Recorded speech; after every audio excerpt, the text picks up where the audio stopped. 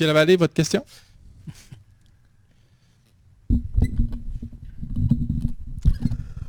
Alors, bonsoir, membres du Conseil. C'est concernant justement l'usage, c'est-à-dire l'usine d'asphalte qui doit s'installer, oui, peut-être bien, peut-être pas, dans le secteur de Chemin-Lausanne. Je trouve que ce dossier ressemble étrangement à un autre dossier qu'on a déjà vécu pour le manque de compassion, le manque d'empathie du conseil municipal envers ses citoyens. Vous vous souvenez du dossier Aquaduc-Égout-Rimouski, qui d'ailleurs a fait l'objet de reportages à l'émission de la facture de Radio-Canada à 2 reprises. Et je pense que ça avait terni un petit peu l'image de la ville de Rimouski. On va se rappeler les faits un petit peu. 2012. Ben, moi, j'allais dire, il y a 6 ans, il y avait un projet, c'est-à-dire il y avait un règlement municipal concernant les bris d'eau et d'égouts. Okay. Mais M. Lavallée, je vais vous demander de poser votre question en lien avec votre problématique par rapport à l'usine. Oui, tout à fait. Je sentais que vous alliez me dire ça, M. Parent.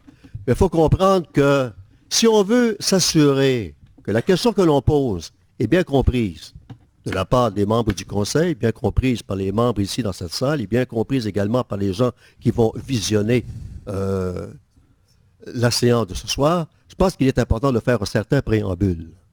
Alors, je rappelle ce règlement qui avait été adopté au début des années 1900, à savoir que s'il y avait un bris d'eau ou d'égout dans la rue, devant votre propriété, devant votre maison, c'est vous le propriétaire qui deviez en payer la facture, imaginez, et non pas la ville.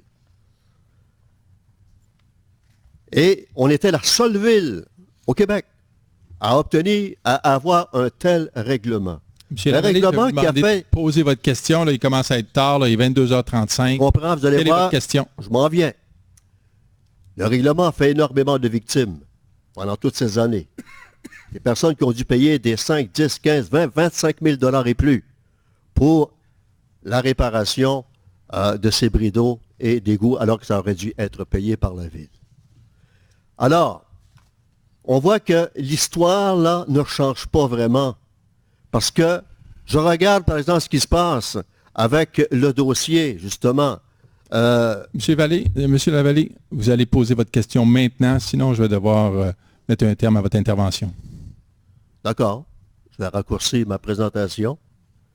Mais ce que je ne comprends pas, c'est que tous les élus ici, tous les membres du conseil municipal ont appuyé unanimement une résolution préposée par le conseiller Sylvain Bolduc, savoir de dire oui à l'installation d'une usine d'asphalte dans le secteur du chemin Lausanne.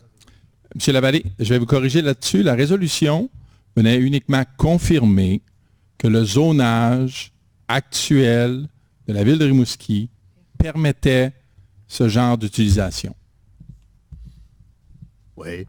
C'est la résolution donnée à la CPTAQ, c'est uniquement pour confirmer que l'utilisation de ce genre d'usine est permis en fonction de la réglementation d'urbanisme actuelle. D'accord. Lorsque vous avez adopté cette résolution, je me demande si vous dormiez au gaz ou si vous n'avez pas pensé un seul instant aux conséquences possibles pour les citoyens de ce secteur-là. M. Lavallée, quelle est votre question? Et c'est la dernière fois que je vous pose la question, là. OK. Bien, la question maintenant, je vais la poser, oui, d'accord. Je vais la poser à chacun de vous, conseillers, conseillères. Parce que c'est pas vous qui êtes souverain, monsieur le maire. C'est le conseil municipal qui est souverain. Alors, il se doit de répondre aux questions.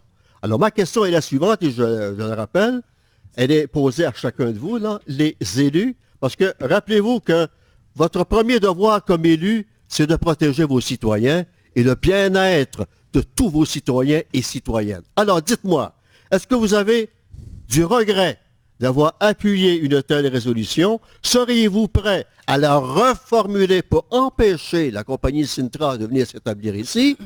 Ou encore mieux, de changer le zonage qui permet une telle activité avec tous les dangers que ça comporte?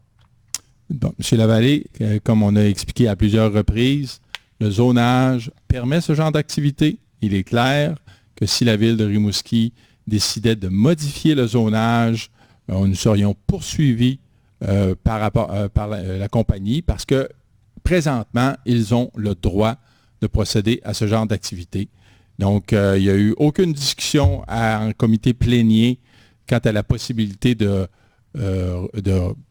changer cette résolution-là et si des conseillers sont d'avis que la résolution devrait être changée, je vous invite à le dire, sinon on va passer à l'autre question. Oui, c'est ça mon invitation, de savoir ce qu'ils en pensent, vos élus. Ben, je pense que vous avez eu votre réponse, M. Lavallée. Je peux-tu répondre? Oui. Oui. La première fois que vous êtes venu, je t'en ai parlé, que vous étiez contre. Quand on est allé en arrière, là, on en a demandé à nos avocats de retourner voir le devoir. On a demandé au permis d'inspection, y a-t-il quelque chose qu'on peut faire pour renverser tout ça? On est régi sur la loi des cités et villes. Malheureusement, on ne peut pas changer la loi telle qu'il est en ce moment. Dans le futur, s'il n'y a rien qui se passe dans le développement de ce côté-là, il y a possibilité qu'on pourrait le changer. Mais en ce moment, on n'est pas légal de le faire. On risque d'être poursuivi, malheureusement. Ce n'est pas parce qu'on n'a pas d'empathie. Malheureusement, on doit vivre avec ça, puis on est pogné avec ça. On ne peut pas reculer là-dessus en ce moment. Merci, Mme Michaud. Il est impossible pour vous de changer le zonage. En ce moment, non, malheureusement. D'autres questions, M. Lavallée? Quelle déception. Oui. Vous en priez, ayez de Effectivement. l'empathie, de la compassion pour ces citoyens-là, qui vous rappellent les conséquences pour eux. Merci. D'autres questions?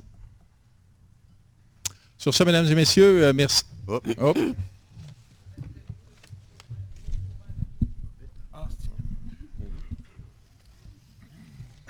Yvan Dubé du chemin de Lausanne.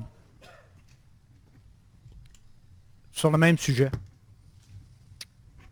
Dans la foulée de la multiplication des usines d'asphalte dans l'ouest du quartier de Sacré-Cœur, avant d'adopter la résolution du 21 octobre dernier, est-ce qu'il y a eu une rencontre avec le promoteur pour une solution à long terme?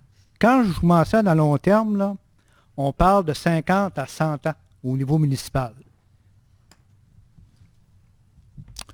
En respectant le plan d'urbanisme de la ville de Rimouski. Est-ce qu'il y a eu une rencontre? C'est ce que je veux savoir, M. Parent. Moi, je peux vous dire, puis je l'ai déjà dit auparavant, je n'ai jamais parlé au promoteur, je n'ai jamais rencontré le promoteur. Et la seule rencontre auquel je suis au fait, c'est des rencontres, des discussions qu'il y a eu avec l'administration municipale suivant le dépôt de la résolution, afin de voir si Sintra était intéressé à déménager potentiellement leurs opérations dans le parc industriel. Ça leur a été offert comme option, mais malheureusement, Sintra a décidé qu'il préférait demeurer à l'endroit où ils ont fait une demande. M. Parent, vous avez fait cette demande-là à Sintra après la résolution. Tout à fait. La résolution... C'est sûr qu'ils ont dit non. Après la résolution. M. Dubé, la résolution sert uniquement à valider le fait que selon le zonage actuel, ce genre d'opération-là est permis sur le site de la carrière. D'accord. Moi, ce que je déplore terriblement, dans le fond, je vais vous le dire, là, vous vous inclinez par rapport à leurs droits acquis. On sait qu'ils ont des droits acquis. Là, on ne parle pas de droits acquis, on parle de réglementation d'urbanisme qui permet ce genre d'opération. Ouais. Vous savez, vous avez un plan d'urbanisme à la ville de Rimouski. Mme Barrette en est la responsable. Puis moi, je suis convaincu que je pense que vous avez un bon plan d'une façon globale. Je ne mets pas en doute votre plan là, global ici de la ville. Mais quand on voit, on passe de 1 à 2, la multiplication, 1 fois 2 fait 2. Hein? Donc, on est rendu à 2 usines potentiellement dites polluantes. Il ne faut pas se le cacher. Là. C'est pas du compost qui va se brasser là. C'est des produits toxiques qui servent à on sait quoi. Donc, nous, les résidents du chemin Lausanne, on est vraiment, mais pas contents de tout ça, OK? De la position que vous prenez. Et puis, quand je vous mentionne qu'on n'est pas content de l'ensemble du conseil municipal qui a été voté à l'unanimité, moi, je comprends rien. Absolument rien. Et on est très insatisfait, je me répète encore une fois. Et on ne laissera pas cela, on va se battre, soyez-en assurés. Assurément, assurément.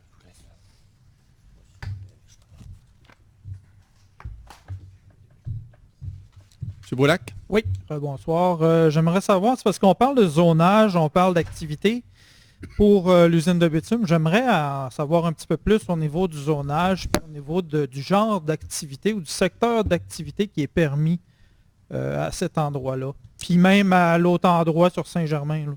Ben, ma compréhension, c'est que les activités permises, c'est carrière et sablière, et ça inclut également le genre d'opération de usine de bitume. Donc, c'est ce qui est permis dans ce secteur-là. Parce qu'on est clairement dans deux secteurs d'activité différents. Là, en ce moment, ils sont dans le secteur primaire, qui est l'exploitation des ressources. Puis là, on parle de secteur d'opération, du secteur secondaire, où est-ce qu'on fait de la transformation de ressources. C'est deux secteurs complètement différents. Puis j'ose espérer que dans un règlement de zonage, on fait la différence entre les deux. Parce qu'il y a nettement une différence. Là. Vous admettrez avec moi, M. Boulac, qu'il y a une complémentarité entre les deux. Le matériel est prélevé à cet endroit-là, il est transformé à cet endroit-là, et par la suite, il est livré, plutôt que d'avoir du matériel qui est prélevé à cet endroit-là, qui chemine sur les routes de la ville de Rimouski, qui revient. Donc, il y a une complémentarité, mais les règlements de zonage, la seule chose que je peux vous dire, M. Boulac, c'est que le zonage actuel permet ces activités. Donc, il permet des activités du secteur primaire et secondaire. Ben, il permet l'activité de carrière, sablière, et il permet également l'installation d'une usine temporaire de bitume. Ça serait intéressant de regarder au niveau légal si vraiment c'est le cas. Il y a eu une question à un moment donné je me demande si c'était pas le 4 novembre ou le 21. Non, c'était pas le 21, c'était le 4 novembre. À savoir, est-ce que c'est des activités minières ou des activités... je me souviens plus de l'autre terme qu'il avait dit, là, le monsieur qui travaillait dans... En tout cas, bref. Il y a une distinction entre les deux. Je le sais, c'est ce que j'enseigne, M. Parent. Merci, M. Boulac. Sur ce, mesdames et messieurs...